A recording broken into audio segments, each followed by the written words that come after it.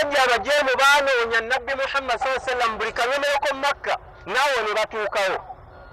Abubakar radiyallahu anhu agenda okutunuulira empuku, agenda okulaba nga abasajja bali ku mumwa gw'empuku, enswagiro z'ebigere baziwulira, ne bweweetegereza bw'otyo olaba ebigere. Abubakar n'agamba nabbi Muhammad sallallahu alaihi wasallam mu mbeera ey'okutya, n'amugamba nti ya Rasulallah, law nadhara ahaduhum ala qadamayhi la absarana, singa omu ku bano abajeemu atunuulira ebigere bye bagenda tulaba. Naye nabbi Muhammad sallallahu alaihi wasallam yali mugumu nnyo ku Allah we, yali yeesigamira nnyo ku Allah we, n'amugamba nti ya Abubakar, ma dhannuka bithnaini Allahu thalithuhuma, kiki kyolowooza ku bantu ababiri nga Allah ye namba 3? Tebayinza tulaba wadde batulyawo kumpi. Era Allah yabaziba amaaso, tebasobola kubeera nti balaba nabbi Muhammad sallallahu alaihi wasallam, ate nga baali batuukidde ddala ku mumwa gw'empuku. Konna wano tulabanga akaweweevu, tuvudde eri tujjidde mu mmotoka oluguudo lwa koolansi, naye ebiseera ebyo bya nabbi Muhammad sallallahu alaihi wasallam, empuku zino zonna ensozi zino ze tulaba zi Rocky Mountains zaali ziviira ddala eri ku Kaaba mpaka wano. Mubaka yajja abuuka mayinja mpaka mu mpuku eyo. Naye nga ki ekimwekwesaayo sallallahu alaihi wasallam? Si bya bugagga, si bya bukulembeze, nga busiraamu bwa Allah bwe bumukola ki? Bwe bumwekwesa.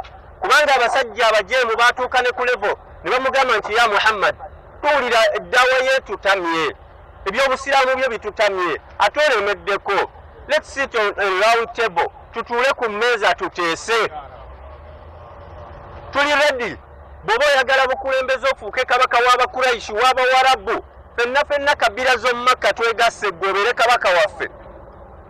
Bw'oba oyagala ssente tugenda kwekuŋŋaanyaamu ssente ofuuke nga ggwe ddooni w'omu Bawarabu bonna nga tewali akumanyi mu bugagga.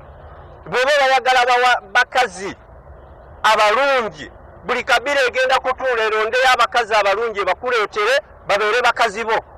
Naye tukolere ekintu kimu, for us we are ready to lose whatever we've mentioned. Naye naawe luzingayo kimu, ove ku busiraamu. Otugaana okunywa omwenge, otugaana bamalaaya, otugaana riba, otugamba simala kusinza Katonda, ffe twagala kusinza masanamu. Bino biveeko naffe tukuwe biri. Mbaka sallallahu alaihi wasallam n'abagamba kambongereko n'ekirala. Bwe mukwata enjuba ne mugissa mu mukono gwange ogwa ddyo, ne mukwata n'omwezi ne mugussa mu mukono ogwa kkono, ndekerawo okukowoola abantu eri obusiraamu, sigenda kikola. Kubanga mmanyi obusiraamu mwe muli okutaasa kw'abantu. Why do we come to these places? Lwaki tujja mu bifo bino omusana guli mu bookya? Ebyafaayo ebyo. To learn one thing. Islam is all about sacrifice. Look at what the Prophet ﷺ had to sacrifice for Islam. What have you ever sacrificed for the sake of your deen?